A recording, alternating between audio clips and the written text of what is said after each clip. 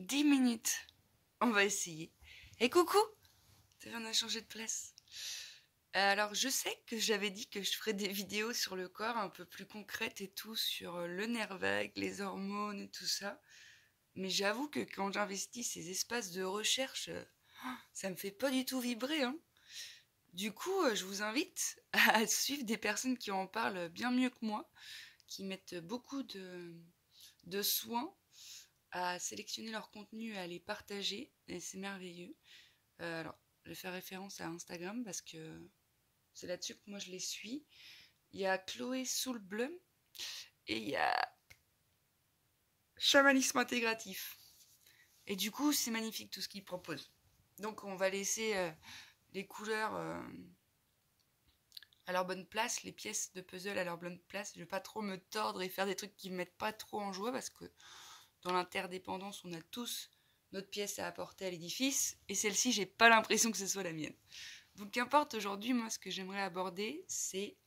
Donc, je parle beaucoup de polarité, parce que c'est ce avec quoi on observe le vivant avec les méthodes PIT, et on propose des protocoles très concrets qui permettent de les fusionner, de les unifier. Et du coup, là, cette nuit, j'aimerais te parler des polarités sécurité et insécurité. Ok? Donc, j'ai déjà dit qu'on était dans une société hyper polarisée sur le positif, donc c'est pas mieux. C'est pas parce que c'est positif que c'est mieux, parce qu'avant j'ai dit hyper, donc ça montre un excès. Donc le but des méthodes PIT, c'est pas de supprimer les polarités, sinon juste de les remettre à l'équilibre. Parce que tout est nécessaire, hein. Donc en fait, on va poser notre observation sur les excès.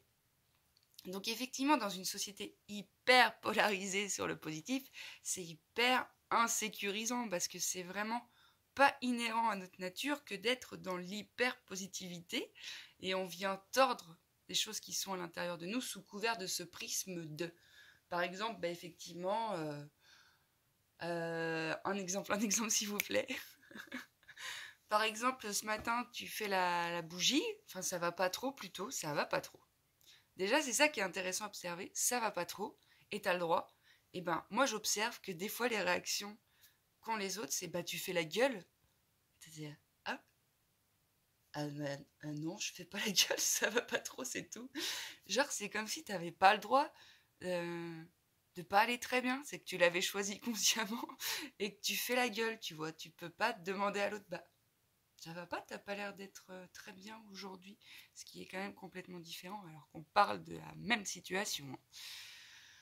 Ok, mais qu'importe. Et du coup, en étant hyper polarisé sur le positif, on a encore tordu en nous des parties qu'on continue de tordre parce que on continue d'alimenter ce déséquilibre en fait.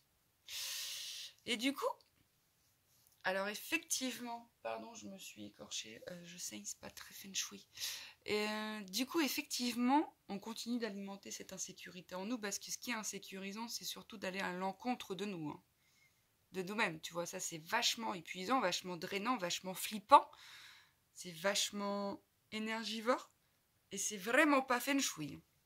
C'est d'ailleurs bien depuis ces espaces-là où tu te tords et tu te dis non que tu vas commencer à observer dans ta vie que tu vas soit déclarer des addictions ou des troubles alimentaires ou des excès, que ce soit dans le sport, dans l'alimentation, dans le sexe, dans le jeu, qu'importe.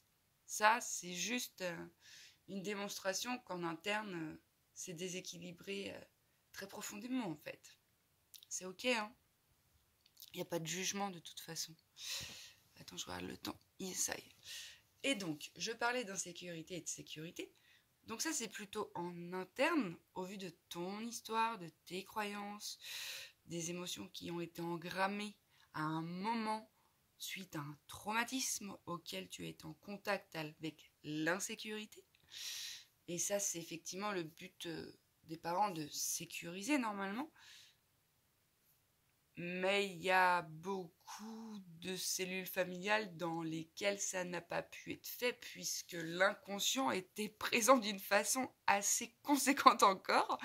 Et qu'aujourd'hui, riche de toutes ces observations, riche de toutes ces nouvelles informations qui descendent depuis maintenant quelques dizaines d'années et qui, j'ai l'impression, s'affinent davantage en ce moment, il nous est possible de faire autrement. T'as vu, hein? Je n'ai absolument pas jugé, hein, puisque ce n'est pas possible de juger ce qui a été, qui n'aurait pas pu se goûter autrement, et qui m'a permis d'être ce que je suis aujourd'hui. Enfin, ça, c'est important d'intégrer ça. C'est tout un déroulement logique, un cycle normal. Et l'humanité, à l'échelle mondiale, j'allais dire humanitaire, mais depuis la nuit des temps, a son cycle aussi. Et aujourd'hui, on est dans un cycle d'expansion. Donc, il va falloir repasser dans des contractions internes pour y apposer la lumière de la présence et ouvrir d'autres espaces. C'est merveilleux. Il n'y a pas de jugement à poser sur ce qui a été. Ok, donc, une fois qu'on s'est saisi de ça, c'est très cool. Les vidéos d'avant où je parlais un peu plus de l'esprit, de comment ça fonctionnait, et ça vous a peut-être permis, je l'espère, de vous repositionner, d'observer les choses à travers un prisme différent, et pourquoi pas à travers ce prisme-là, qui est quand même trop chouette. Et donc, ça c'était plus sur l'esprit. J'ai dit que j'allais parler du corps, donc je vais parler du corps vite fait parce qu'il me reste 4 minutes. Ok, alors le but c'est aussi d'investir des espaces où le corps va pouvoir se régénérer, où le corps va pouvoir se sécuriser. Et ça passe par des nouvelles habitudes, parce que des nouvelles habitudes, ça va permettre à ton corps d'ancrer des nouvelles connexions neuronales et des nouvelles vérités qui vont être fiables et solides dans le temps. Donc il va falloir que tu fasses un peu tout le temps, mais un peu plus, un peu plus, un peu plus, un peu souvent. Ça fait beaucoup à la fin, plutôt que trop d'un coup ou presque jamais. Oui, c'est sûr qu'un peu souvent, ça fait forcément plus que presque jamais. Mais tu vois, c'est sûr qu'il va falloir que tu investisses certaines choses, en fait. Mais je crois que j'ai déjà dit, tu vois, tu as appris à écrire, c'est dans la répétition. Bah pareil, pour sécuriser ton corps qui est toujours en tension, il va falloir que tu lui offres des espaces. Et donc là, je viens de me taper presque un quart d'heure de fou rire avant de faire la vidéo. Et je sens, tu vois, comme je suis fou. Parce que c'est très con, je vais parler vite fait du yoga du rire. Quand tu rigoles, en fait, le rire, c'est une qualité inhérente à ta nature. Hein. Tu rigoles dans le ventre de ta mère. Hein. Il faut pas se leurrer. Tu peux rire tout le temps quand tu veux, c'est tout le temps en toi, regarde. Tu vois, le cerveau, il fait pas du tout la différence entre un rire forcé et un rire naturel. Donc, il va sécréter les mêmes hormones. Alors là, techniquement, je peux t'expliquer parce que je sais. Quand tu rigoles de cette façon, ton diaphragme, il est sollicité d'une façon assez intense. Du coup, il envoie des informations au cerveau que c'est trop de la boulette, regarde, je suis détendu.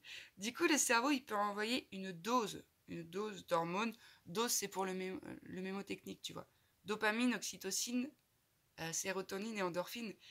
Et c'est toutes les hormones de trop de la boulette qui te permettent de pouvoir être en lien, qui te permettent de pouvoir être fier de toi, qui permettent à ton corps d'être détendu, qui permettent à ton cerveau d'être apaisé, qui permettent vraiment un truc dans ton dedans relativement chouette que tu peux expérimenter à chaque instant. Mais c'est sûr que si tu le fais pas, bah faut pas se plaindre qu'il n'y a rien qui change. Hein. Je crois que j'ai déjà appris l'analogie du gâteau. C'est comme si finalement, tu avais toujours eu les mêmes ingrédients pour faire un gâteau identique et que là, tu veux faire un gâteau complètement différent avec les mêmes ingrédients. Ah, c'est pas possible. C'est pas possible. Donc, le yoga du rire, mais en fait, regarde des contenus qui te font rire, tu vas voir. C'est trop la boulette. Souris quand tu te réveilles le matin, même si t'as pas envie de sourire. Sourire. Rien que le fait de sourire comme ça, mon cerveau, il sécrète des hormones qui font du bien à mon corps. Et c'est pour ça que c'est important, capital, crucial, d'unifier le corps et l'esprit pour que les deux fonctionnent ensemble, l'un pour l'autre, l'autre pour l'un avec l'autre, et qu'ensemble, il y ait une autre chose qui puisse se goûter, qui est la présence, la divinité qui est en toi, l'être humain magnifique qui est unique que tu es. Donc il y a ça, mais il y a plein d'autres choses, mais ouais, je pourrais t'en parler vite fait dans une autre vidéo, parce que là, on arrive à la fin. Ouais, il y a le massage lymphatique. Ouais, il y a des pratiques énergétiques, mais genre Qigong, yoga, tutti quanti, c'est pour remettre le corps en mouvement, tu vois. Pour permettre à la lymphe de circuler, aux énergies de circuler. Et ça stagne plus, c'est magnifique. Il nous reste 32 secondes. Bon ben voilà les amis, c'était pas vraiment une vidéo comme j'avais visualisé. But it's alright, c'est beaucoup plus spontané, beaucoup plus simple, beaucoup plus léger pour moi que de passer 2 heures devant un ordi alors qu'il y en a plein qui le font très bien. Et merci à eux du fond du cœur de nous permettre d'avoir des informations magnifiques. Et voilà, merci à vous, à vous, à vous. Et je vous souhaite une excellente journée, matinée, nuit, je ne sais quoi. Et bon courage! Enfin, amusez-vous.